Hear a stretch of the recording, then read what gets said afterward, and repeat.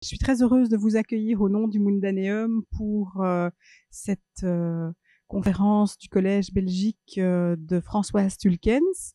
Et donc, on est d'autant plus heureux de l'accueillir que cet événement s'organise notamment dans la perspective d'une exposition qui ouvrira très bientôt au Mundaneum et qui s'appelle Portrait de femme, des récits pour une histoire. Et cette exposition, en fait, profite d'un anniversaire un peu particulier, un 100e anniversaire de l'admission des femmes au barreau. C'était donc le 7 avril 1922.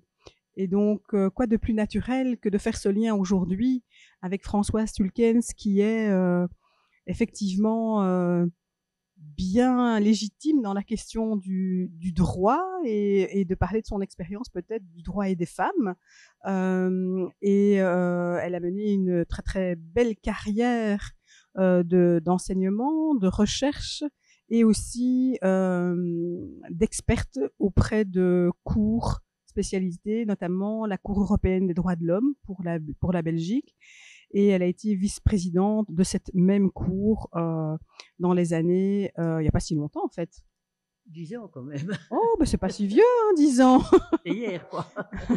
Hier, donc voilà, avec aussi donc des thèmes de prédilection qui sont les droits de l'homme et qui nous rapprochent oui, aussi les droits humains. les droits humains, pardon, oui. Féminisme oblige, quoi. Merci, Moi. merci de me corriger, c'est bien. Et donc les droits humains, avec aussi un attrait particulier, notamment pour la question du Kosovo.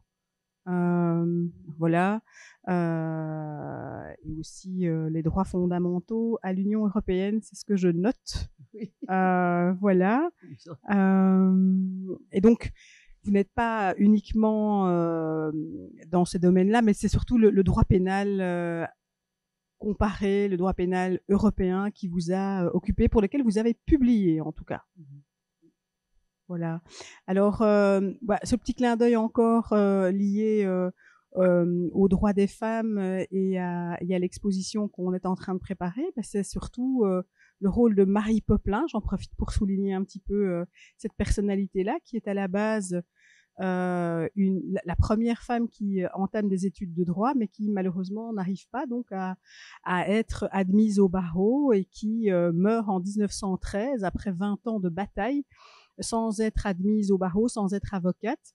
Et ça ne sera donc fait qu'en 1922. Et donc, déçue de cette péripétie quand même très décevante, elle crée une association féministe qui s'appelle la Ligue belge du droit des femmes. Et donc, après une carrière donc d'institutrice, elle se voue à la question finalement du droit des femmes en Belgique. Alors, petit clin d'œil, Marie Popelin était institutrice et directrice d'école ici, à Mons, à la rue des Quatre Fils-Aymon, pour l'école des Demoiselles. Peut-être que certains d'entre vous le savent, d'autres pas.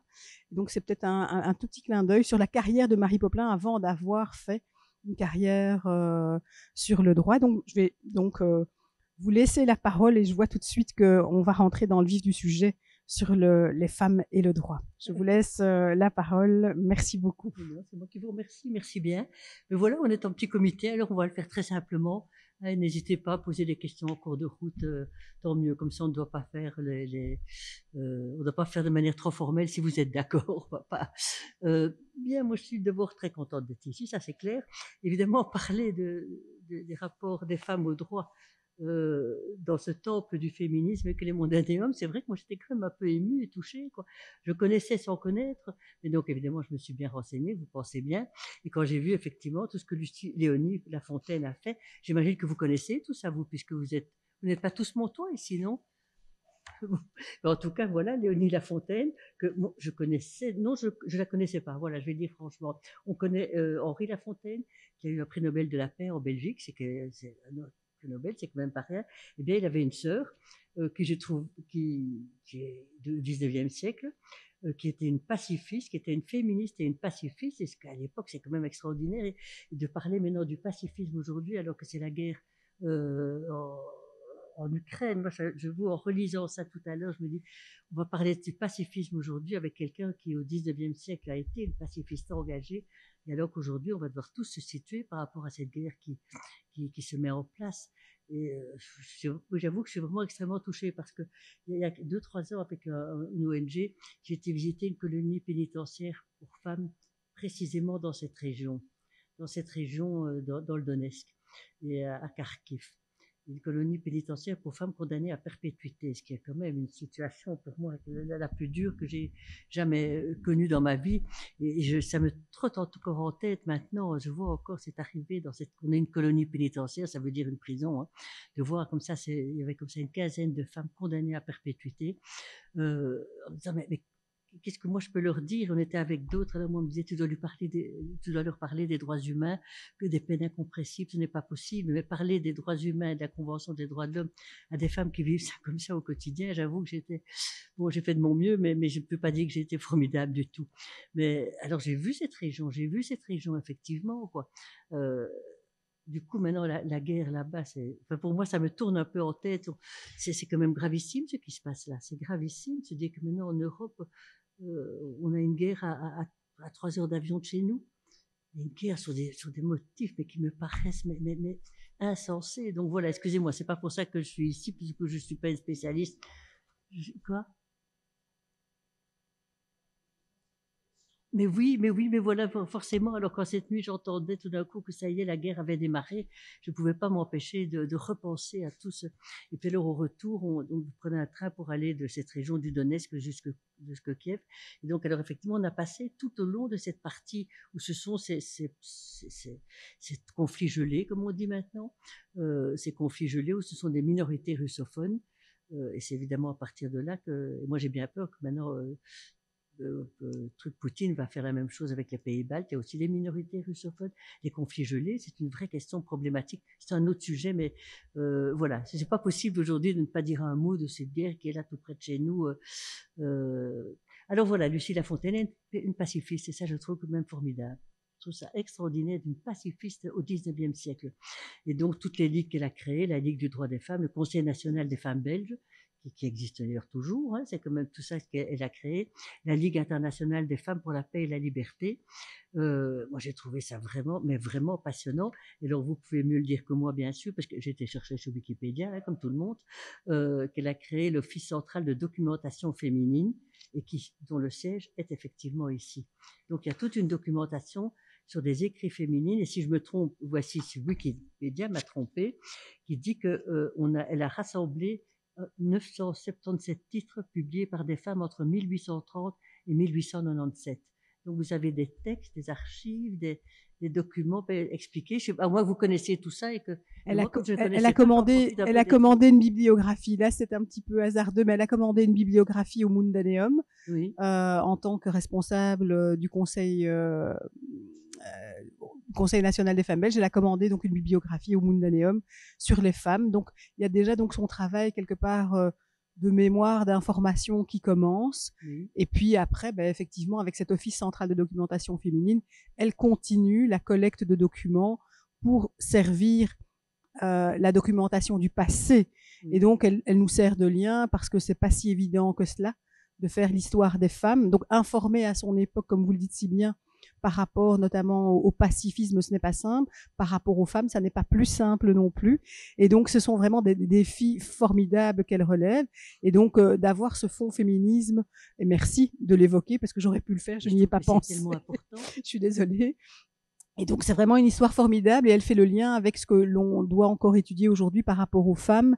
Et si on veut transmettre une histoire, il nous faut des sources. Et c'est vraiment intéressant d'insister sur ce point-là parce que si on continue à ne pas rassembler des sources, on ne sait pas écrire cette histoire et on reste invisible et muet.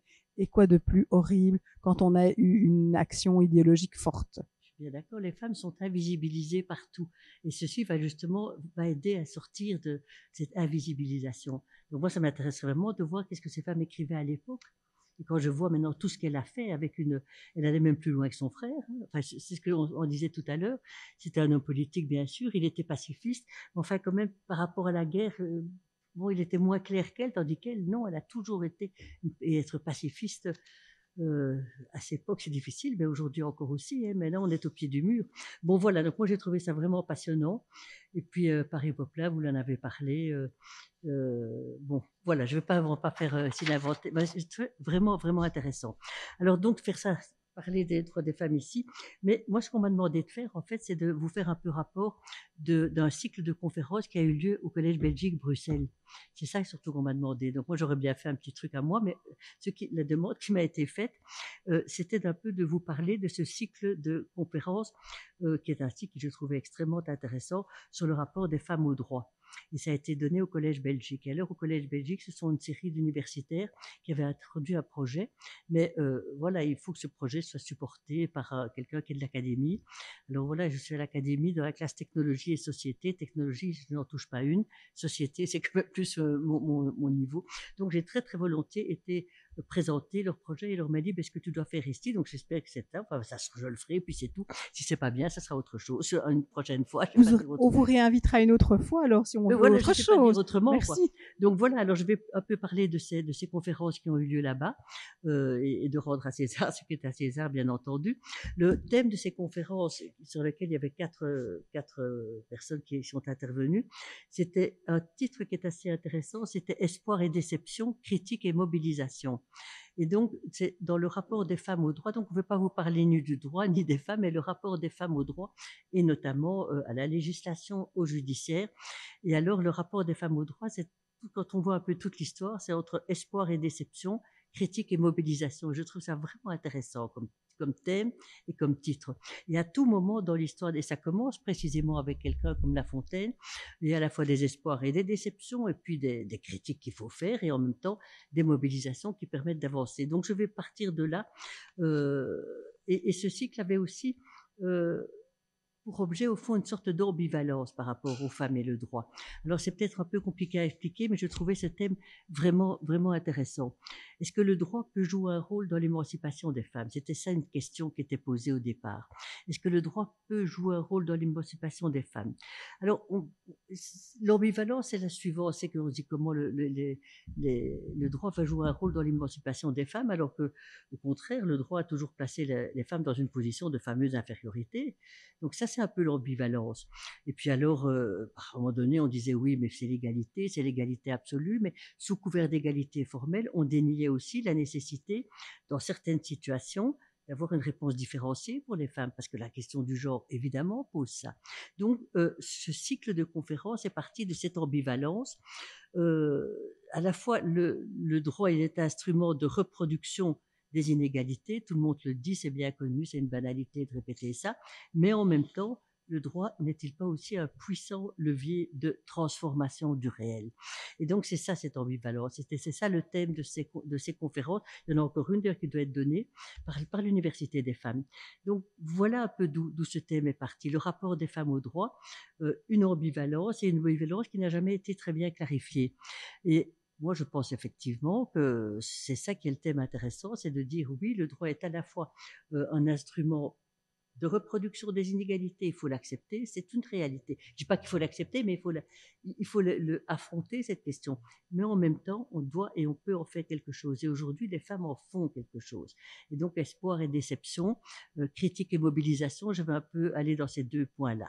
D'abord, alors, je vous dis, qui étaient les oratrices dans ce cycle? C'est d'abord Diane Bernard de l'Université Saint-Louis. Ben voilà, votre fils doit la connaître, hein, François doit la connaître.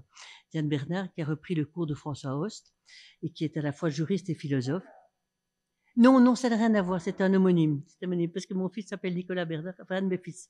Enfin, il y a qu'un Nicolas Bernard, enfin, ils s'appellent tous les trois Bernard de leur nom de famille. Mais donc, bref, lui, il est professeur à Saint-Louis, mais non, c'est une homonymie.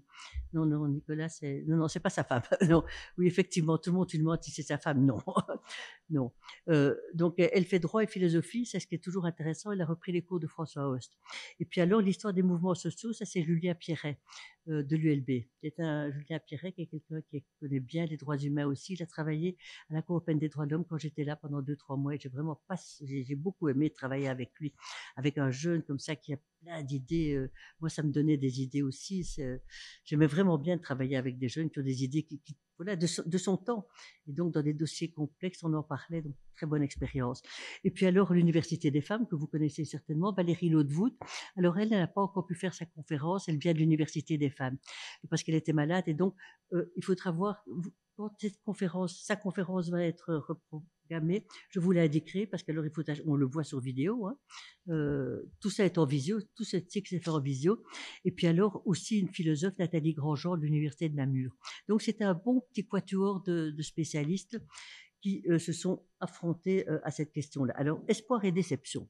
Donc, je reviens, pardonnez-moi de répéter un peu ce que j'ai dit. Le droit est un outil d'émancipation, c'est formidable pour les femmes, c'est certain, mais c'est en même temps, il reste dominé ou marqué par la domination masculine. Eh bien, c'est ça l'ambivalence.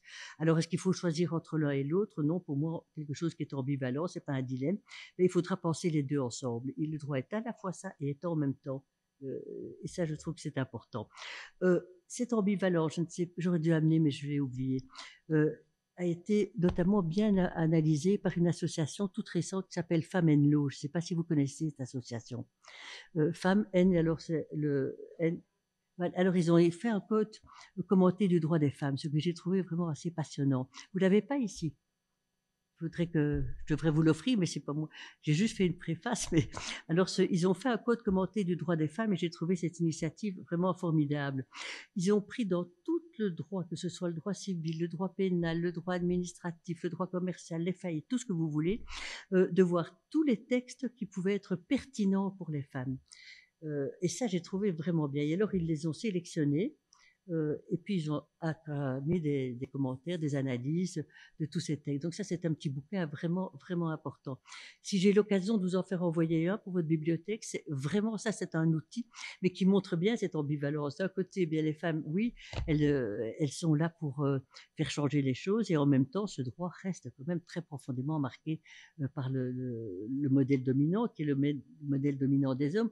Ça a duré comme ça pendant des générations, ça ne va pas changer en un claquement de doigts, donc c'est un long processus qui doit se faire, quoi.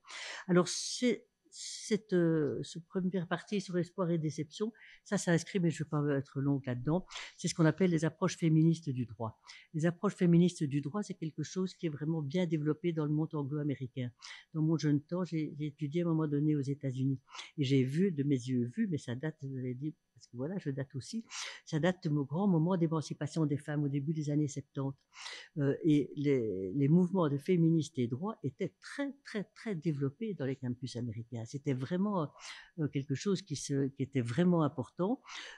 En Belgique, on en parle, ça commence un petit peu. Il y a bien un master genre maintenant qui a été créé à l'ULB. Mais ces études féministes du droit se sont beaucoup moins développées chez nous et sont beaucoup critiquées d'ailleurs. Et au fond, ça consiste en un mot à remettre en question la neutralité du droit en soulignant la dimension genre. La dimension genre dans le droit est une dimension que l'on ne peut pas simplement oublier. Elle est là, elle est impensée, elle est pas précisée, ça c'est bien clair. Eh bien, il s'agit de remettre en cause, au fond, d'une certaine manière, la neutralité du droit au départ de la perspective du genre et à travers ça, eh bien, marquer une transformation politique et sociale. Donc, tout ce travail se met dans cette doctrine qu'on appelle les approches féministes du droit. Et alors, il y a Diane Bernard dans son texte, ça je trouve intéressant, elle montre très bien que, bien sûr, il faut réfléchir aux approches féministes du droit. Le droit n'est pas neutre, il faut donc à partir de là inscrire la dimension genre, mais c'est aussi tout un travail d'épistémologie qui peut être fait sur la place des femmes dans la science. Alors ça, c'est beaucoup plus général, mais je trouve que c'est important. La place des femmes dans la science, elles sont aussi invisibilisées pardon, dans la science. Et donc, ces travaux pourraient être alors surtout à l'académie, puisque ici, vous êtes le collège de l'académie, hein, il faut le dire. Il faudrait à l'académie qu'on en parle bien davantage. Et justement, dans ma classe, c'est pas la mienne, dans la classe technologie et société à laquelle je participe, on voit très bien, il y a surtout des ingénieurs, parce que la technologie, c'est des ingénieurs. Et il y a maintenant c'est pas si facile à faire l'articulation entre des approches plus sociétales avec des approches plus technologiques. Et on sent bien là que, alors, lorsqu'on dit il faudrait, parce que l'Académie s'est engagée aussi maintenant dans la voie de la parité. Donc ça, je ne vais pas développer, mais maintenant, pour rentrer à l'Académie, enfin, il faudra qu'on s'oriente progressivement vers une parité homme-femme. On a constaté que l'Académie était un monde d'hommes depuis qu'elle s'est créée il y a 250 ans. Donc c'est un monde d'hommes, toutes des études ont été faites pour bien le montrer. Eh bien, effectivement, c'est la place des femmes dans les sciences et ça se sent particulièrement dans cette classe technologie ou société où on dit toujours oui, il n'y a pas, quasiment pas de femmes dans cette classe, mais parce qu'il n'y a pas de femmes ingénieurs. Et c'est ridicule de dire ça, évidemment qu'il y en a. Évidemment. Et s'il n'y en a pas, eh bien, il faut aller ces espèces de, c'est un peu et je critique personne en disant ça, mais on voit bien que dans le domaine de la science, eh bien, il y a là vraiment aussi encore travail fameusement à faire. Alors, voilà donc le contexte. Alors, si maintenant je prends toujours dans cette première partie espoir et déception. Diane Bernard, elle a un joli, puisque je vais quand même un peu prendre ce qu'elle avait fait, c'était ça qu'on m'avait demandé, donc je le fais, et si je suis pas d'accord, alors je n'en parle pas. Voilà, comme ça c'est plus facile. Euh, Quoi? Mais oui, c'est sûr. Alors, elle dit très bien que les femmes à la fois, et ça je trouve que c'est très juste cette dialectique qu'elle montre, elle dit les femmes sont assujetties au droit, mais elles ne sont pas des sujets de droit. Et ça, c'est une très belle, ça je trouve vraiment très fort. Elles sont assujetties au droit, mais elles ne sont pas sujets de droit. Et toute l'évolution du féminisme va être précisément de faire en sorte que les femmes progressivement passent de assujetties au droit à des sujets de droit. Et c'est pour ça que Nathalie Grandjean va expliquer qu'il y a des vagues en matière de féminisme. Il y a des vagues, et maintenant on est dans la 4e vague et j'en parlerai. Mais donc, c'est partir de là qu'elle tâche de voir comment on peut, ça peut se... Alors évidemment, montrer que les femmes sont assujetties au droit mais pas sujets de droit, eh bien là, il ne faut pas être une experte en histoire, pardonnez-moi madame, puisque vous êtes historienne, en tout cas, il ne faut pas être une historienne pointue, ce que vous êtes, pour savoir que longtemps les femmes n'ont pas été des citoyennes, n'ont pas été des justiciables comme les autres. Ça, c'est une évidence. Et alors là, il faut reprendre évidemment toutes les déclarations de droit au XVIIIe siècle, les constitutions nationales, enfin tous ces textes qui ont traversé le XIXe siècle ont établi, et là c'est quelque chose auquel il faudrait être attentif, ils ont établi le principe de la liberté et de l'égalité, bien entendu. C'était des principes applicables à tous les êtres humains. Donc tout ça a été déclaré, proclamé de la manière la plus solennelle possible, mais néanmoins ces textes continuent à oublier le monde des femmes. Ça c'est une évidence et on le voit, on a 1000 exemples pour le montrer, que les femmes ne sont pas, elles sont restées marginales malgré les déclarations. Et ça c'est un thème qui reviendra encore aujourd'hui. Il ne s'agit pas simplement d'avoir des déclarations. Les déclarations on peut tous les faire. Les juristes sont capables de tout faire d'ailleurs. On peut évidemment les faire. Mais maintenant, on n'en est plus à ce stade-là. Les déclarations, elles sont là. Maintenant, c'est l'effectivité et la mise en œuvre qui comptent. Et c'est là que le problème, évidemment, continue à... donc, voilà, tous ces textes qui ont balisé le 19e siècle, les femmes n'étaient pas présentes. Et lorsqu'elles ont acquis des droits, ça a été par d'intenses luttes sociales. Ça aussi, c'est un élément de méthode qu'il faut bien retenir. Et alors, elle son intervention, elle le montre très bien. Elle montre par exemple que 1789, bien sûr, liberté, égalité, fraternité, les principes sont là. Mais est-ce qu'on a envisagé le droit de vote pour les femmes? Oui, ça a été envisagé, mais le moment n'est pas bon pour le faire. Et ça, c'est aussi quelque chose qu'on voit tout le temps. Et ça, j'ai vu mais tout le temps dans ma vie. Oui, le principe est très important, mais ce n'est pas le bon moment. Mais le bon moment ne viendra jamais. C'est ça le problème. Le bon moment ne vient jamais parce qu'il n'y a pas de bon moment. Et donc, en 1789, parce qu'il y a quand même eu des choses quand même assez... Alors, on parle toujours de Marie Popelin, mais il faut parler aussi de Olympe de Gouges. Hein. Olympe de Gouges, qui effectivement, elle a fait toute une déclaration des droits de la femme, et puis elle a été guillotinée comme un homme, tout simplement, parce qu'elle a terminé sous l'échafaud. Donc, oui, on affirme, mais on ne fait rien. On ne fait rien et le moment n'est jamais bon. Alors en Belgique, ça vous le savez, puisque vous venez de l'évoquer, il faut 2 guerres mondiales pour que les femmes obtiennent ce droit de vote. C'est quand même hallucinant, 2 guerres mondiales. L'école primaire n'a été ouverte aux filles qu'en 1847, tout ça vous connaissez, donc je me sens un peu gênée de parler ça devant vous. Les universités, 1883, le barreau, 1922. 1922, ça fait 100 ans. Et je suis bien contente que vous fassiez quelque chose là. Et alors, mais ça, je ne sais plus où j'ai lu quelque part, lorsqu'on parlait de Marie Popelin qui devait aller, c'est elle ou bien c'est je ne sais plus où. Enfin bref, un procureur général disait non, non, les femmes ne peuvent pas aller au barreau parce que attention, il y a la question des enfants, il y a la question, enfin la question des enfants, la question bien sûr du foyer conjugal qu'il faut, etc. Or justement, c'était Marie Popelin, elle était célibataire, n'avait pas d'enfants. C'est elle. Oui, mais c'était la même chose en France aussi avec Anne Voilà. Chauvin, la Mais première. voilà, tous les arguments, c'est de dire ils ne pourront pas. Alors souvent, or cette femme-là, justement, elle n'avait rien de tout ça. Alors je dis pas que pour faire être avocat, il faut ça, mais c'était peut-être ça montrait l'absurdité des arguments, l'absurdité des arguments, quoi. Idem pour l'héritage, parce que tout ça se met dans tout. Hein. Le droit d'hériter, il a progressé au cours du 19e siècle, c'est certain, mais la majorité légale des femmes non mariées jusqu'en 1900, une femme non mariée restait une mineure. Donc, je pourrais multiplier comme ça les exemples, et donc ne pouvait pas poser un acte juridique valide. L'égalité dans le mariage, l'indépendance pour ouvrir un compte en banque, 1976 pour les femmes mariées. Donc, première vague du féminisme, elle s'inscrit là. Cette première vague du féminisme, elle s'inscrit là. Et je prends le thème des vagues du féminisme, parce que ça vient de Nathalie Grandjean. J'ai vraiment été intéressée quand elle parlait de ces vagues. Première vague du féminisme, lutter pour les droits. Lutter pour les droits.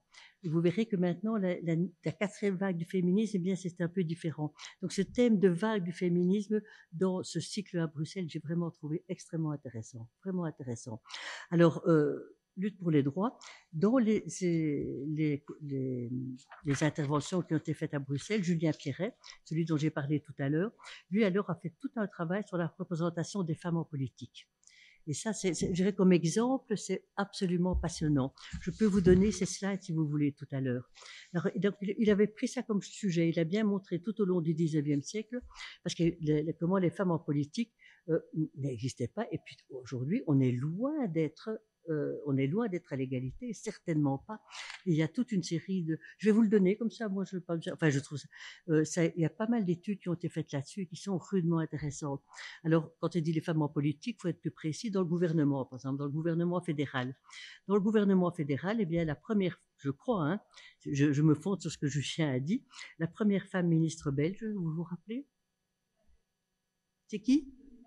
Voilà, c'est Marguerite de Rimac-Orlegault, CVP, ministre de quoi? Évidemment, famille et logement, parce qu'il y a toujours un peu ça. Elle a été ministre pendant 3 ans dans le gouvernement Armel. Et puis après ça, dans le gouvernement Le Burton, là, il y a encore eu Irène Pétry. Ça, c'est un nom dont je me rappelle. Et ça suscite, alors il montre des petites, c'est ceux qui sont capables de faire ces petites slides, je trouve ça génial, parce qu'alors ça a évidemment suscité l'indignation.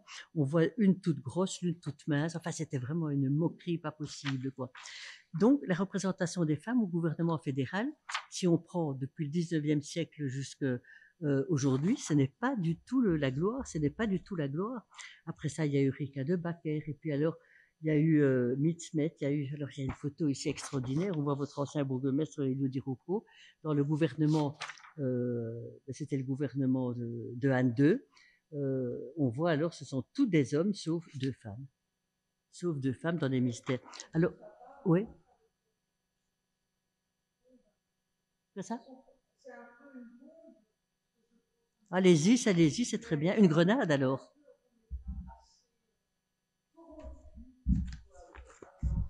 Ah, pour aller en politique, mais espérons que non. Oui, mais j'espère que oui. Oui, oui. Mais alors, regardez maintenant le gouvernement de Crau. Je vous entends pas. Non. Ça, c'est la conclusion de Pierret. C'est vraiment la conclusion. Il dit, les femmes n'ont pas on ne leur donne pas de pouvoir en politique. Alors maintenant, on a bien sûr le gouvernement de Crau qui est paritaire.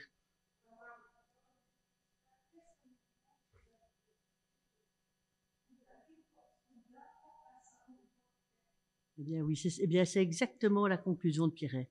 C'est exactement la.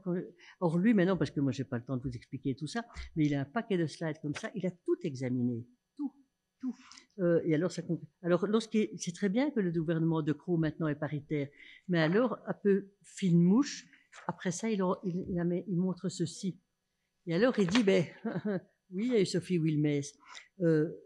Voilà un bon exemple ambigu. Elle est un intérim parce que l'autre l'homme avait eu sa promotion, parce que Charles Michel avait eu sa promotion, un gouvernement en affaires courantes, minoritaire. Alors, il tire un peu argument que lorsque le gouvernement était paritaire, mais la femme ministre, première ministre, on a tous, eh bien, c'était quand même une situation très ambiguë. Et parce que à cause de la crise sanitaire, qu'elle était en première ligne, sinon on n'en aurait jamais parlé. On n'en aurait jamais parlé. Donc voilà, au niveau du gouvernement fédéral, alors il montre évidemment au niveau du Parlement, et ça j'ai trouvé intéressant, tout ça vous connaissez, vous évidemment. Les pionnières, au 19e siècle, il y en a deux. Il y a évidemment Marie Spaak, Janson, et l'autre, parfait. Voilà, bravo, bravo, bravo.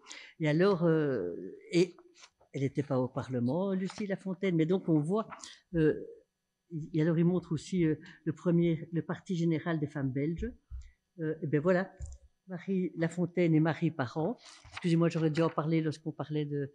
Voilà, alors de quoi elles s'occupaient, les femmes, à ce moment-là. Appel aux femmes, Parti général des femmes belges.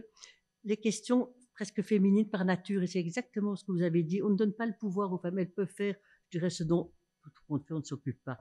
Alors, leur programme, c'était lutte contre l'alcoolisme, contre l'ignorance, protection de la mère et l'enfant, lutte contre la débauche, lutte pour la suppression de la guerre. Ça, c'est La Fontaine qui vient avec son pacifisme. Et pour moi, qu'elle soit pacifiste et qu'une femme soit pacifiste, je trouve ça capital. Je ne l'ai pas fait puisque je ne connaissais pas avant. Il faudrait aller plus loin sur cette question. Il faudrait vraiment aller plus loin sur cette question. Alors, il a regardé aussi la présidence, je ne vais pas aller dans tout le reste, hein. Il a aussi regardé la présidence, la représentation des femmes dans les entités fédérées, puisqu'on en est là quand même. Et alors, il montre que plusieurs entités n'ont jamais été présidées par une femme. La région wallonne, la région bruxelloise, la communauté germanophone. Dans les présidentes, on a que ces trois-là. Et ça, c'est Homans, la présidente de la communauté flamande, Marie Arena, la communauté française, et Laurette Ankelings, communauté française aussi. Mais donc, dans nos entités fédérées, aujourd'hui, on n'en est pas très très loin. Et donc, ça pose alors toute la question, effectivement, les femmes en politique. Et il faudrait aller beaucoup plus loin sur ce terrain-là. Lui n'a pas été, il avait pris, c'est parce qu'il a fait un tel travail pour rassembler tous ces documents que voilà.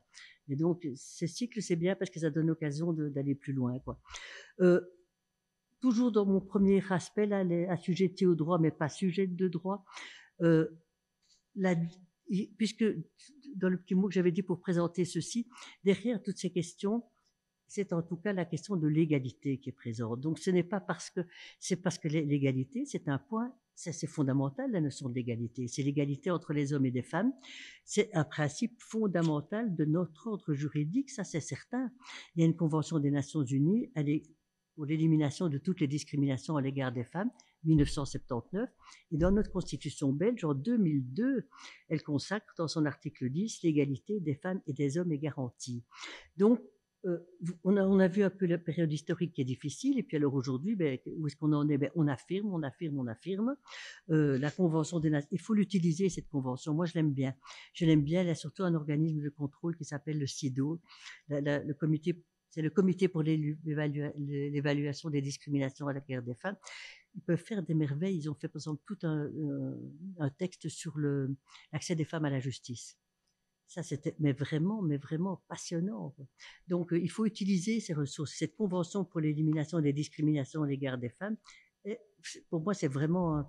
Donc, d'une certaine manière, à partir du XXe siècle, les évolutions, peut-être moins par des images de femmes particulières, mais par les institutions internationales qui, là, ont pas mal bougé. Les Nations Unies, le Conseil de l'Europe, la Constitution. Vous savez qu'il y a une Cour constitutionnelle en Belgique et que le président de la Cour constitutionnelle est de Mons. Tiens, il aurait dû être là aujourd'hui. On va lui dire, non, ça pour rire, il connaît tout ça. Mais c'est sûr qu'à travers la Constitution et les recours à la Cour constitutionnelle, on peut faire avancer des choses de manière tout à fait intéressante, quoi. Voilà, donc difficile égalité des hommes et des femmes et des inégalités subsistent.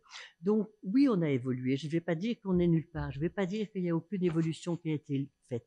Oui, il y a eu des évolutions. L'égalité a progressé, mais elle n'est pas acquise. Et c'est ça le point crucial. Elle n'est pas acquise et on l'observe dans divers domaines de la pratique juridique. Bien sûr, on ne peut pas avoir des réglementations sexistes. Bien sûr, des politiques inégalitaires, ce n'est plus acceptable.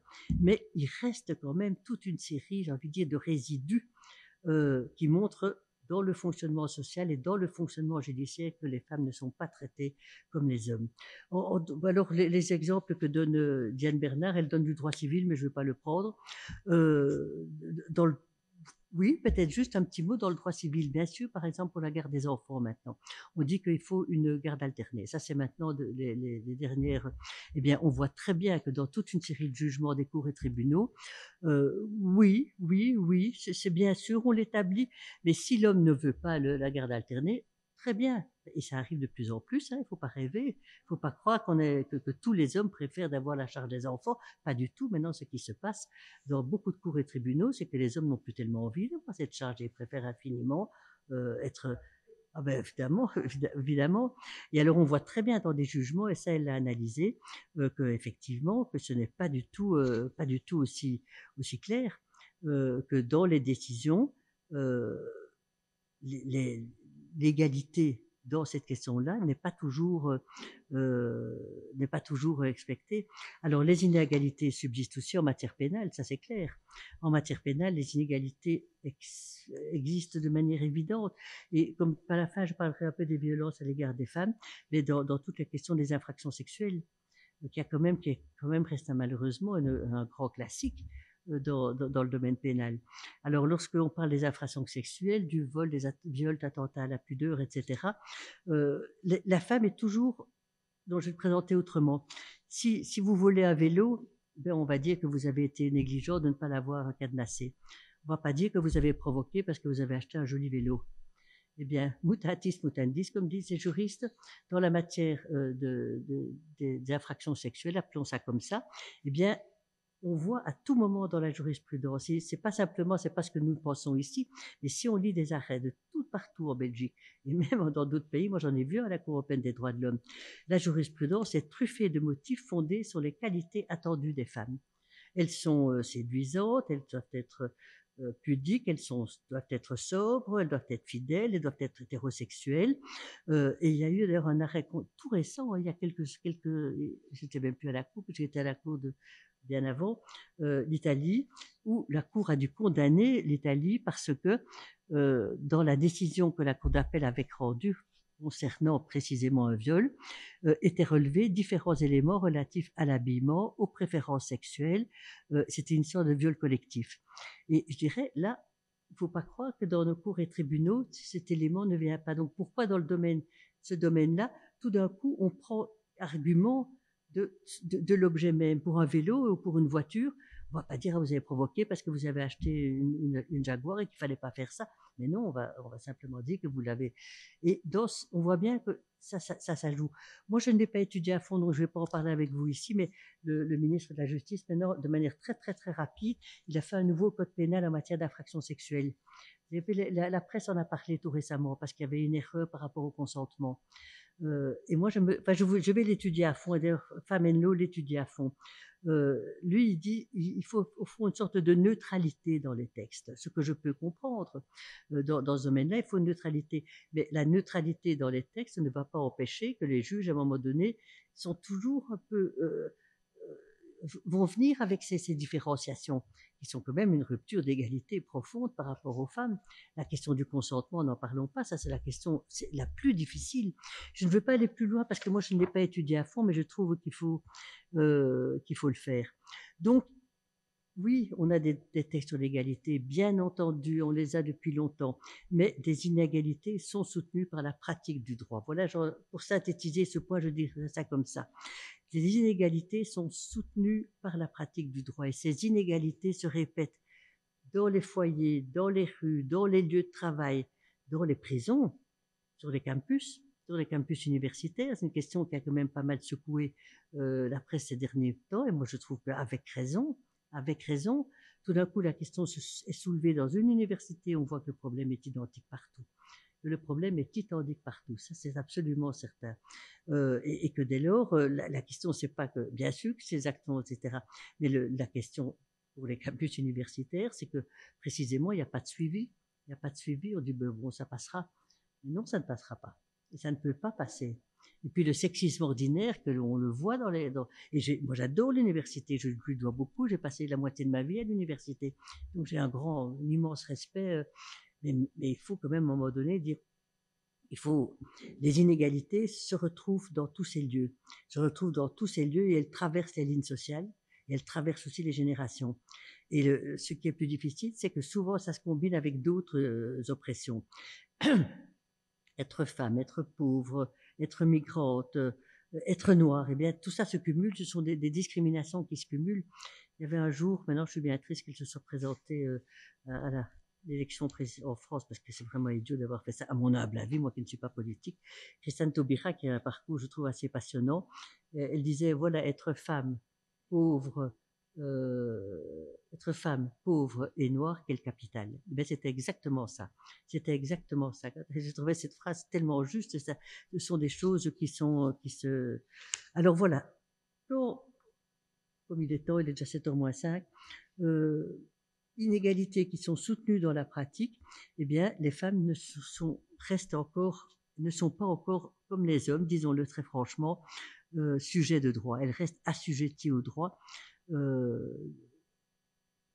Et en même temps, et c'est ça évidemment l'ambiguïté, qu'est-ce qu'elles veulent les femmes? Alors avant d'arriver à ma seconde partie, et je vais assez vite là-dessus, dans cette première partie où on voit comment elles sont assujetties pour devenir sujets, qu'est-ce qu'elles veulent vraiment? Et ça, c'est extrêmement difficile. Et c'est une question qui maintenant est posée partout. Est-ce que ce que l'on veut, et je ne vais pas la clôturer parce que chacun peut avoir son avis là-dessus, est-ce que les femmes aspirent à avoir des droits spécifiques ou bien est-ce qu'au contraire, il faut partir du droit commun et l'utiliser, faire en sorte qu'il ne soit plus construit simplement sur le modèle référent masculin? Et ça, c'est une question qui traverse tous les mouvements féministes maintenant. Et je trouve que c'est une question qui est vraiment importante. Est-ce qu'on prend le droit commun et on tâche de construire ou de déconstruire et le reconstruire, ou bien est-ce qu'on accepte qu'il faut une différence et qu'il faut une différence du même? Voilà. Ça, c'est vraiment une question qui... Et Diane Bernard, dans son texte, elle va terminer par une dialectique là-dessus. Moi, je vais vous donner juste, avant de passer à la seconde partie, mais qui sera plus courte, ne vous inquiétez pas, comme juge à la Cour européenne des droits de l'homme, parce que j'avais quand même envie à un moment donné de parler un peu, pas de moi, mais de la Cour des droits de l'homme, cette question pas des juges, de l'aspect féministe des jugements m'a beaucoup préoccupé. Parce que je lisais un peu les analyses féministes de la Cour européenne des droits de l'homme. Ils disaient, la Cour, elle traite les affaires comme si elles étaient neutres. Et souvent, je voyais dans la littérature que c'était pas possible, qu'on ne pouvait pas traiter ces affaires comme si elles étaient neutres. Et alors, on a développé un peu toute une thème en disant, ben c'est l'accès des femmes à la justice, ce n'est pas simplement une question d'égalité, c'est sur un terrain beaucoup plus difficile et beaucoup plus subtil de la prise en compte réelle de l'expérience des femmes. Et s'agissant du droit à la vie, de la torture, des femmes migrantes, des femmes roms, auxquelles on interdisait par exemple d'installer leur caravane sur un terrain dans la banlieue de Ronde. Alors je dis pourquoi les Roms elles doivent s'installer? C'est parce que quand les enfants sont en âge scolaire, eh bien elles veulent provisoirement s'installer pour après ça reprendre la vie qui est la leur. Eh bien, je voyais très bien qu'on critiquait à juste titre en disant on a traité ces affaires comme si c'était neutre, mais c'est pas neutre. Ce n'est pas neutre. Et alors ça m'a vraiment fait réfléchir en disant il faut juger de manière évidemment objective, mais tenir compte de l'expérience des femmes et développer une méthodologie à ce niveau-là. C'est ce que certains appellent, c'est un jargon, mais je comprends bien, l'universalité inclusive, l'universalité des droits fondamentaux, mais en incluant les différences. Et ça, je trouve, oui, moi, ça m'a vraiment oui, ça m'a inspiré. Je ne le cache pas, ça m'a inspiré. Il faut prendre en compte. On ne peut pas juger comme ça dans l'abstrait. Il faut juger de manière contextuelle et prendre en compte la situation des femmes. Alors voilà, ça c'est pour le première partie. Seconde partie, critique et mobilisation. Les femmes sont créatrices de droits. C'est ça qu'alors je trouve qu'il faut le dire. Oui, oui, oui. Les femmes se sont positionnées comme des architectes du droit. Elles se sont positionnées comme des architectes du droit dans la première vague du féminisme qui était demander la création de nouveaux droits, et bien dans la seconde phase du féminisme, elles sont allées plus loin. Elles sont allées plus loin et elles se sont dit maintenant il faut être créatrice de nouveaux droits. Et cette création des nouveaux droits dans la seconde vague du féminisme, c'est surtout focalisé, et ça je comprends très bien, sur des droits liés, je dirais, à la situation personnelle des femmes. à la situation personnelle des femmes, les droits sexuels, les droits reproductifs, le droit au divorce, le droit de ne plus être sous le joug du père de famille. Et donc ça, c'est un peu la seconde vague du féminisme. C'est la seconde vague du féminisme. Avant, le droit ne s'occupait pas de tout ça. Non, c'était de la sphère privée et le droit ne s'occupait que de la sphère publique. Et là, la seconde vague du féminisme a vraiment fait casser cette distinction publique-privée. Oui, le droit doit aussi s'occuper des questions qui sont liées à la vie privée des femmes. Et ça, c'est un point qui, je trouve, a été vraiment, enfin, pour moi, vraiment important. Vraiment important. Les femmes ont revendiqué la liberté, ont revendiqué l'égalité, pour que le droit puisse s'occuper à la fois des univers privés et des univers professionnels, sociaux et politiques. Et donc ça, c'est pour moi la seconde vague du féminisme, et dans lequel s'est glissé alors tout le droit des minorités, mais ça, c'est un peu plutôt une annexe. Et puis, d'ailleurs, je vais en terminer par là, comme ça on pourra encore poser toutes les questions que vous voulez. La quatrième vague du féminisme, c'est un peu aujourd'hui. Je reprends ici ce que dit Nathalie Grosjean. Elle est vraiment passionnante. Elle devrait venir un jour aussi vous parler. Ça, c'est vraiment une philosophe, mais qui vous parle avec une clarté et une analyse profonde qui est vraiment impressionnante. Et alors, cette quatrième vague du féminisme, elle dit c'est aujourd'hui, c'est que l'on voit le traitement juridique des violences envers les femmes. Elle dit ça, c'est vraiment le moment. Donc, d'abord lutter pour des droits, et puis rompre cette division publique-privée et faire en sorte que le droit puisse s'appliquer aussi à la vie privée des femmes. C'est pas pour qu'il y ait une sorte d'instance de contrôle, mais que ces questions-là, eh bien, qu'il y ait le droit à l'avortement, qu'il y ait le droit qu'on dit. Sinon, avant, on disait tout ça, c'est du privé, ça ne nous intéresse pas. Et puis, et la question des minorités. Et puis, la quatrième phase, c'est effectivement le traitement juridique des violences envers les femmes. Et elle dit ça, c'est la situation présente. Ça, c'est la situation aujourd'hui, la violence envers les femmes. Et on peut dire qu'elles ont été entendues. Elles ont été progressivement entendues. Progressivement. Et de nouveau, on est dans une inégalité qui est quand même encore pour moi, très fragile. L'autre jour, il y avait un séminaire, un colloque organisé au barreau de Liège sur le thème « Où sont les femmes dans le monde judiciaire et dans la société ?» Bon, alors, si c'était bien, il y a eu plein c'était intéressant. Et là, la secrétaire d'État à l'égalité des femmes, Sarah Schild, vous la connaissez sûrement parce qu'elle est assez dynamique, hein, elle en veut, elle est toute jeune, c'est impressionnant de voir comme ça une jeune femme vraiment toute jeune. Et alors, elle a commencé son intervention, ça j'ai trouvé vraiment formidable. Elle a un peu paraphrasé la phrase de Simone de Beauvoir, elle a dit « On ne naît pas femme, mais on en meurt ». Et ça, j'ai trouvé extraordinaire. Donc, on ne naît pas femme, on le devient. Elle a dit, on ne naît pas femme, mais on en meurt. Et alors, c'est là que se situe maintenant aujourd'hui tout ce qui est vraiment un problème majeur, une question majeure, c'est la violence à l'égard des femmes. Alors, je ne dis pas, on n'en meurt pas toutes, hein, n'exagérons pas, mais c'est vraiment la question de la violence à l'égard des femmes dans l'espace public, le sexisme dans la vie ordinaire qu'il faut chasser, parce que le sexisme dans la vie ordinaire et dans les esprits, ce sont des formes de violence. Et alors, je voudrais juste vous signaler ce que je trouve vraiment d'une importance cruciale, et par rapport à ça, la Belgique doit maintenant se situer, et ça c'est de nouveau ce départ entre les textes que l'on signe et une pratique dans laquelle on n'en est encore nulle part. Il y a une convention d'Istanbul qui a été que la Turquie a écartée.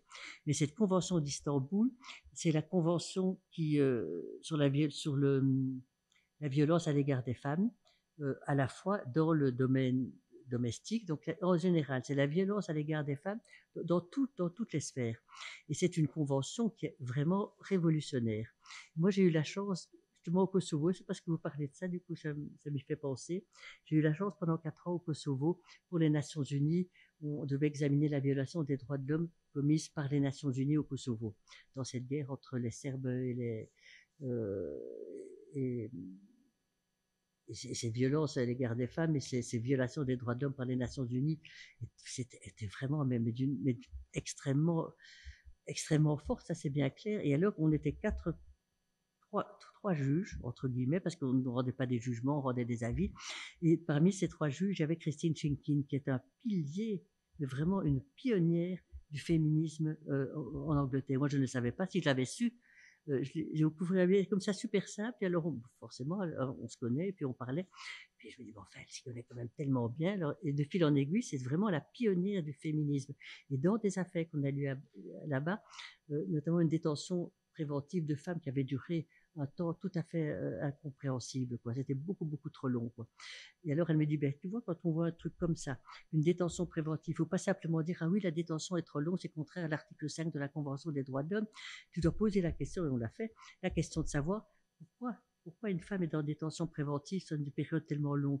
Elle dit, eh bien, à partir de là, on peut penser, elle ne dit pas que c'est, mais elle dit on peut penser, et il faut l'investiguer, que des violences sexuelles existent, qu'on les garde évidemment en détention beaucoup plus longtemps pour les utiliser comme des esclaves sexuels.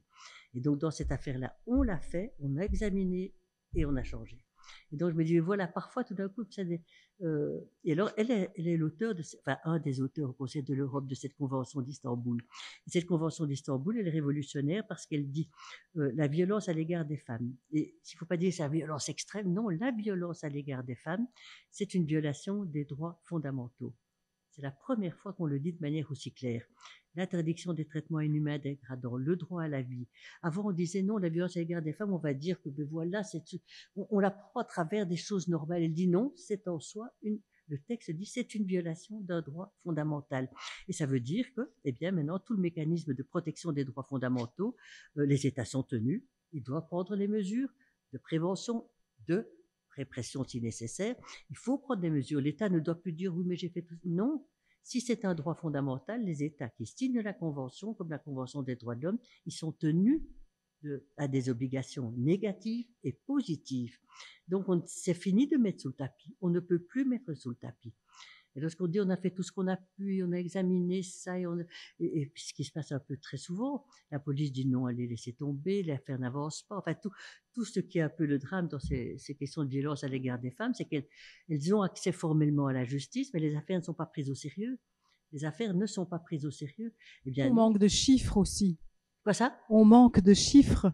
Oui. On ne calcule pas, on ne compte pas. On doit avoir ces chiffres, on doit les regarder. Et donc, alors, la Belgique, maintenant, elle a signé, elle a ratifié la Convention d'Istanbul. Donc maintenant, c'est plus question de venir dire c'est rien du tout. Et alors, il faut avoir ce qu'on appelle la due diligence. Il faut une diligence acceptable par les acteurs publics, par les acteurs privés. Je ne vais pas du tout focaliser sur les campus, c'est parce que comme récemment, voilà, je me suis un peu, j'ai trouvé que c'était important de le signaler. Eh bien, il faut savoir qu'une fois qu'on signe des conventions, ce qui dit que c'est un droit fondamental, eh bien, on a des obligations. On a des obligations, et dire que la police n'a pas le temps, que les juges sont débordés, non. Non, non, non. On ne peut plus dire des choses comme ça. Non, on signe des conventions, on doit les mettre en œuvre, c'est tout simple. Et en même temps, le second élément qui dit, eh bien, il faut que la violence à l'égard des femmes, c'est une discrimination en tant que telle. En tant que telle. Donc, vous pensez bien que c'est un texte qui est, je trouve, vraiment extrêmement novateur et que maintenant, on doit mettre en œuvre. Je comprends, je le regrette, mais évidemment, quand la Turquie dit, moi, je n'en veux pas, et que certains États qui ont signé, parce que ça, dans le droit international, c'est irritant comme tout, on signe, mais on ne ratifie jamais. Signer, c'est rien. Ratifier, c'est autre chose. Voilà, écoutez, je ne vais pas aller plus loin, je vais pas, parce qu'il est 7h10 et il est temps, et voilà. Donc, je suis toute prête de répondre à toutes vos questions. Voilà, je fais un peu pas improviser, mais je trouve que ça de manière plus informelle que ce que... D'ailleurs, je préfère le faire de manière informelle que formelle. Voilà, si vous avez des questions, on y va. Je vous remercie, mais je vais vous passer le micro pour pouvoir passer les questions, si vous voulez bien lever la main, si vous en avez en tout cas. Donc, oui. Oui. Je vous vois pas bien parce que vous êtes juste dans la lumière. Oui. Vous avez parlé d'une première vague qui est la lutte pour les droits des femmes. Vous avez parlé d'une deuxième vague qui est on se focalise sur la situation personnelle des droits. Voilà, exactement. Et puis vous avez parlé de la quatrième vague, qui est celle de maintenant. La troisième, c'est quoi? C'est parce que je ne savais pas très bien où la mettre. Mais dans son intervention, Nathalie Grandjean, elle dit cette troisième vague, c'est alors toute la lutte pour les LGTB, etc. Elle dit c'est la lutte pour les minorités. C'est la lutte pour les minorités. Mais dans son texte, je ne voyais pas non plus, je l'ai lu plusieurs fois, je n'avais pas un texte, il avait aussi des slides. Je ne voyais pas très bien, mais je comprends bien la question. Et moi, je ne savais pas bien où la mettre. Mais elle dit que cette troisième phase, c'est alors la lutte pour les minorités. Alors, est-ce que c'est particulier aux femmes, ces luttes pour les minorités? Ça, je ne le sais pas. Je ne le sais pas. Mais donc ça, c'est la troisième vague. Et la quatrième vague... Elle est juste avant la quatrième vague. Oui, c'est ça, exactement. La lutte contre les minorités, elle ne date pas de très longtemps. La protection des minorités. Voilà. La protection des minorités, ça, c'est une obligation. Alors, est-ce que c'est spécifique aux femmes? Je vais lui poser la question, voilà. Je vais lui poser la question. Alors moi, je voudrais peut-être faire aussi une réflexion par rapport à la Convention d'Istanbul. Cette Convention d'Istanbul, effectivement, elle a été ratifiée, mais il n'y a que 30% appliqué ici en Belgique. Ce qui fait que c'est bien d'avoir des conventions, c'est une convention extraordinaire, mais si elle n'est pas réellement impliquée dans les faits, ça n'a pas beaucoup d'intérêt. Or, on sait à l'heure actuelle qu'il y a encore beaucoup de clichés par rapport au harcèlement, à la violence faite aux femmes. Comme vous avez dit tout à l'heure, c'est extrêmement difficile de ne pas dire « Oui, mais enfin, tu es une femme, tu te baladais en mini-jupe et tu provoques, etc. » La police fonctionne encore comme ça. Quand des femmes vont déposer plainte, la police fonctionne encore comme ça.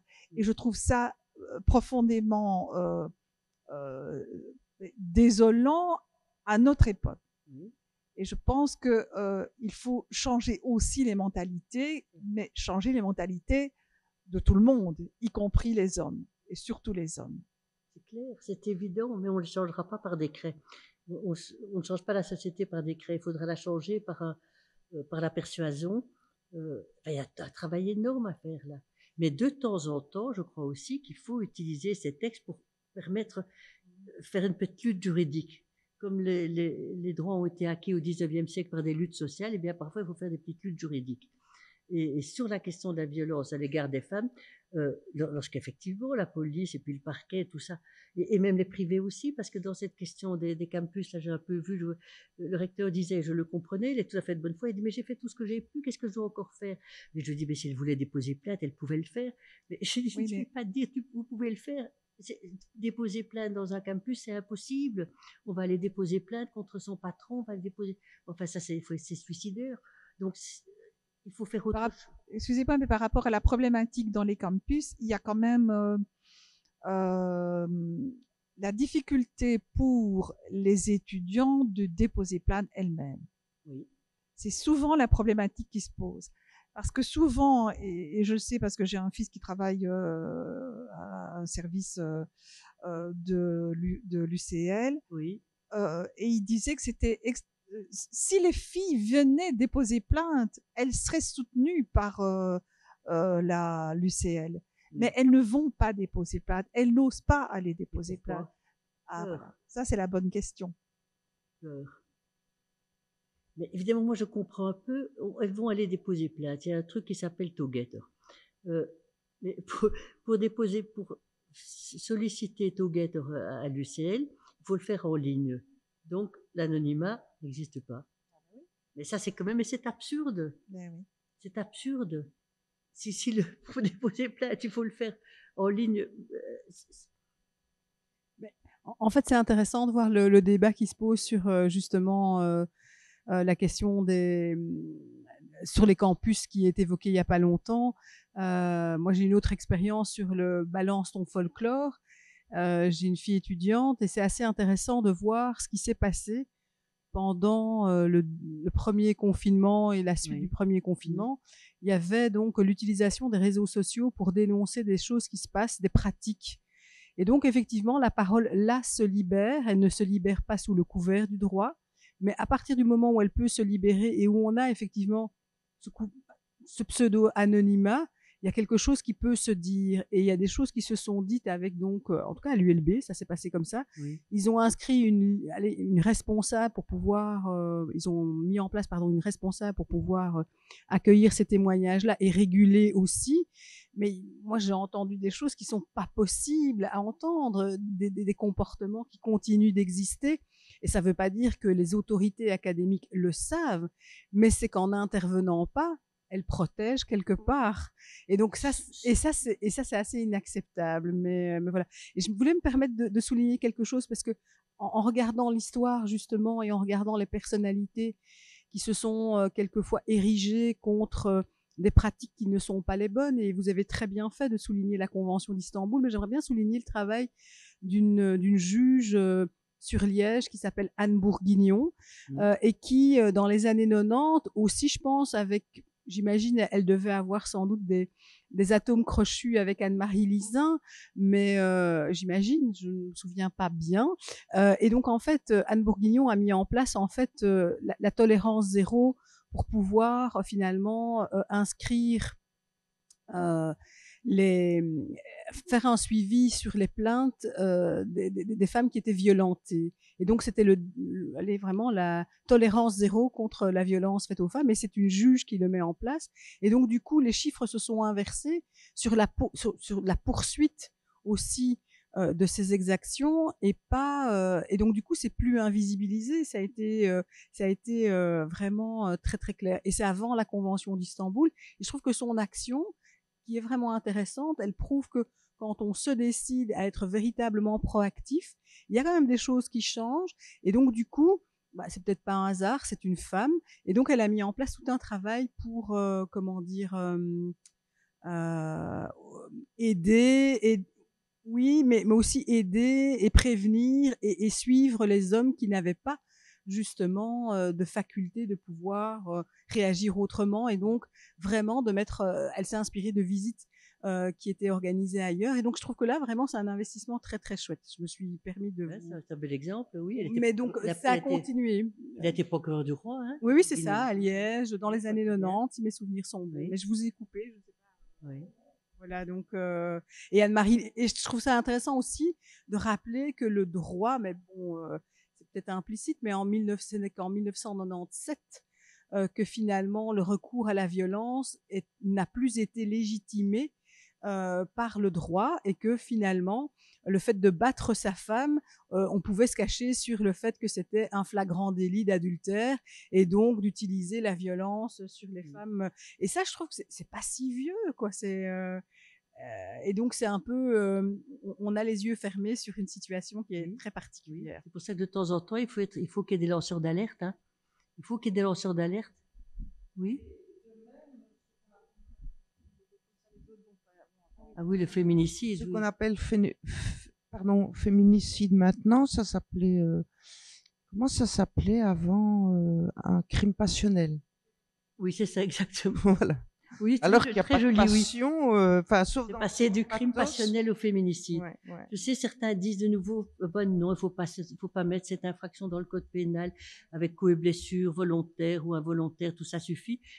Moi, je pense que parfois, il faut bien nommer les choses. Et quand on nomme bien les choses, parfois c'est mieux.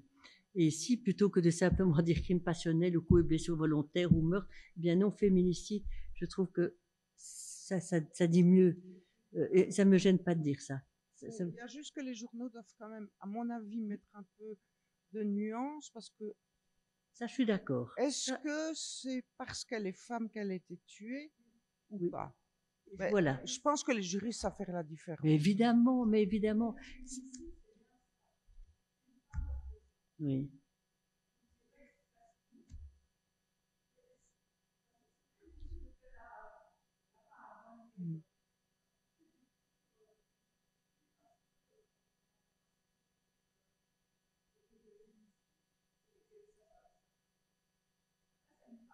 Oui.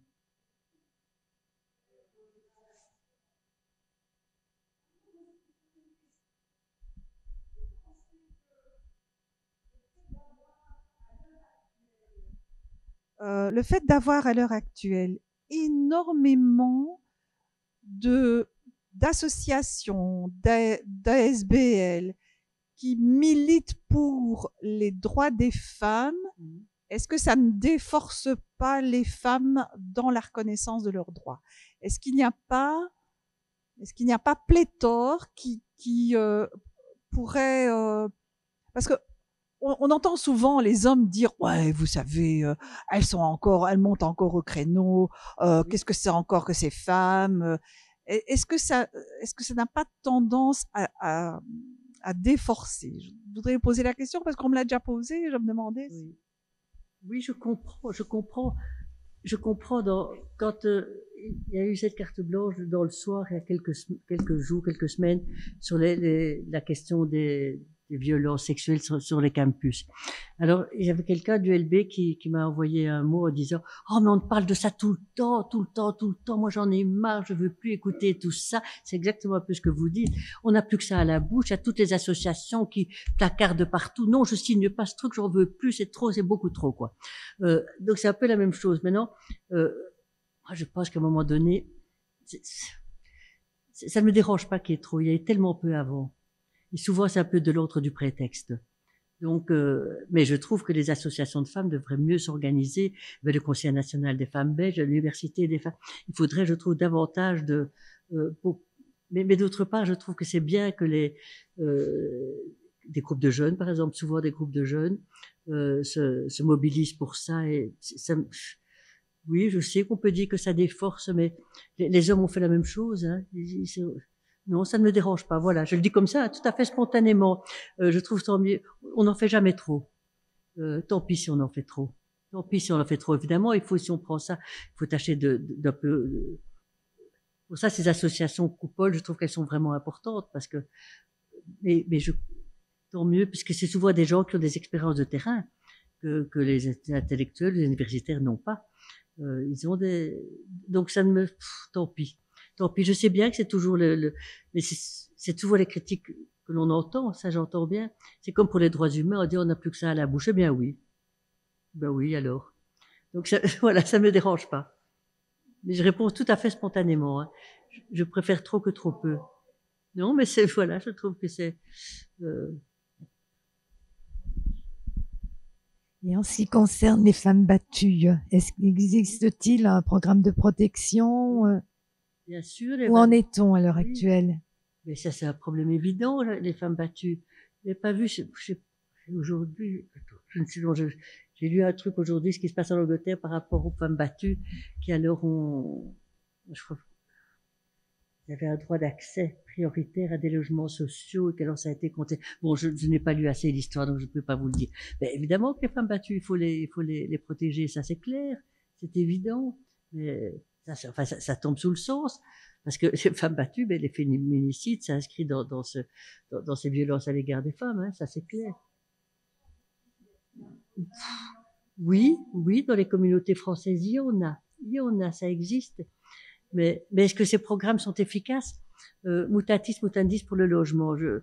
Certains disent, mais si on ne prend pas ou pour les pauvres, par exemple, ces personnes en situation de pauvreté, il faut partir de leurs besoins pour construire une législation et pas l'inverse. En matière de logement, Nicolas me raconte ça souvent, ou bien en matière de pauvreté.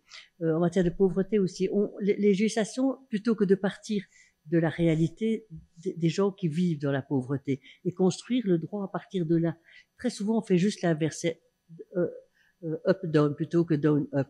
Et ça, alors évidemment, ces législations sont inefficaces. Ça, c'est certain. Il faut que ces législations partent du besoin réel, parce que pour les femmes battues, comme vous dites, je crois qu'on n'emploie plus ce terme, les femmes battues. Il y a longtemps que je n'ai même plus entendu ce terme-là, même si la réalité, elle est plus que... Ben évidemment, quoi. Mais évidemment, il faut ça doit être un maillage social très fort, hein, parce que il faut pouvoir les protéger, donc dans d'autres trucs, quitter leur famille, après les enfants. Enfin, c'est quand des associations qui travaillent là-dessus, à un moment donné, un tout petit moment, parce que j'ai un peu vu ça de près, c'est extrêmement difficile dans la réalité des faits, hein, très très difficile. Oui. Oui. On avance par petit. Oui. Ah. Oui.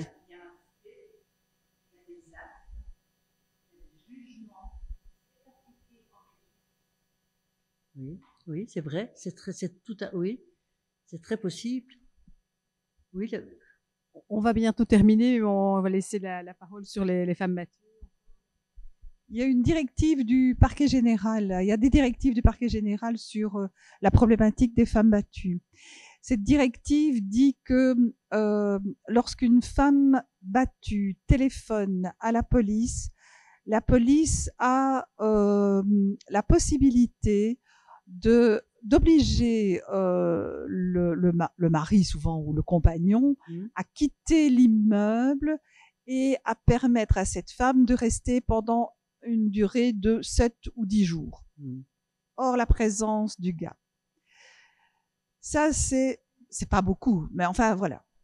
Et la deuxième directive, c'est que si la femme est battue et qu'elle a déposé plainte, la police a une obligation de retourner 2 mois après pour vérifier comment se déroule la situation dans la famille. Ce sont des directives du parquet général. Ça s'applique de tous les parquets généraux. Donc ça se passe partout. Oui. Et donc ça s'applique relativement, parce que je peux pas dire que en connaissance de cause, c'est pas toujours la situation. Mais il y a en tout cas des directives qui sont données. Je crois aussi qu'il y a des directives. De tout, évidemment, on va dire on n'a pas les moyens pour les mettre en œuvre et tout ça. Et là-dessus, il faut dire non, on a les moyens. Excusez-moi, mais on vit dans un pays riche, par rapport à ce qu'on voit ailleurs. Non, mais parce qu'on met l'argent ailleurs, c'est parce qu'on l'emploie à d'autres choses. J'ai juste une question un peu pratique et très compliquée à formuler. On est un pays multiculturel, principalement Bruxelles. On a des personnes qui sont belges et qui pratiquent par exemple un islam qui n'est pas vraiment modéré. Comment combiner ça avec le droit des femmes? Oh, là, c'est la question. Je veux dire, c'est du pratique, ça. Oui, c'est tous les jours, hein. Oui. C'est tous les jours, et c'est la question du foulard, c'est la question de, bien entendu.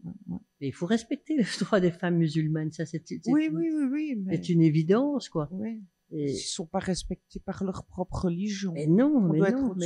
Oui, en fait, c'est pas la charia. Non, et les crimes d'honneur, dans les familles, le frère qui tue sa sœur, parce que, ça, c'est la question cruciale. Enfin, ça rejoint évidemment. J'ai pas une solution comme ça, mais c'est vraiment, c'est ça qui est essentiel, quoi. Oui. Les mariages forcés, non, c'est, écoutez, vous êtes vraiment sympa d'être resté si tard. Non, c'est chouette parce que voilà, il est 7h30. Donc, vous êtes gentil comme tout. Merci à vous et merci au Collège Belgique parce que je l'ai pas mentionné, mais vraiment, c'était très intéressant. Une conversation presque entre amis, quoi. C'est ça qu'on doit faire. C'est souvent la meilleure chose. Oui. Et c'est intéressant que vous ayez insisté sur le côté expérience parce que dans bien d'autres domaines, cette réflexion, elle apparaît de mettre en évidence le vécu ou l'expérience pour justement faire changer les choses et que ce soit au niveau du droit. C'est intéressant aussi de l'entendre, mais c'est peut-être beaucoup plus compliqué. Voilà. En tout cas, merci d'être venu. Avec grand plaisir. Merci bon retour à vous tous aussi. Et voilà. À la prochaine.